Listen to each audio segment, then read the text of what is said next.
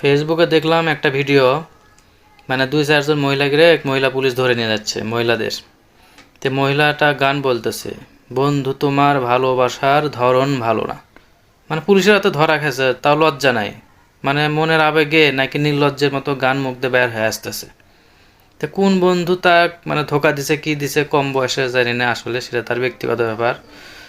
মানে বলতেছে আমরা মহিলা মানুষকে ধরে নিয়ে যাচ্ছে অন্যায়ভাবে, আমরা হার্টের রোগী, আমাদের পায়খানা হয় না, বাথরুম হয় না, পেশাব হয় না, এগুলো আজে বাজে কথা বলতেছে। মানে বিগত বছরে বহুত অন্যায় করছে, টাকা পাচার করছে, তারপরে যে নেশা জাতীয় দ্রব্য সেল টেল করছে, ওনার গার্জেন করছে, সেগুলো সে কারণে ধরা পড়ছে। এখন বলতেছে আমি হার্টের রোগী, আমাকে ধরে নিয়ে আসছে। তো কথা হলো কি, তো সে তুমি যে হার্টের রোগী, অন্যায় করার সময় তোমার হার্টের সমস্যা দেখা দেয়নি? তুমি হাঁটতে পারো না, তখন যখন অন্যায় করছো তখন কি হার্টের পাচ্ছিল খুব? আর এখন প্রশাসন তোমাকে ধরছে, কট দিছে, এখন বলতেছো আমার অসুখ, এই অসুখ সেই অসুখ। মানে খুব স্যাম্প্যাথি নেওয়ার সমস্যা না?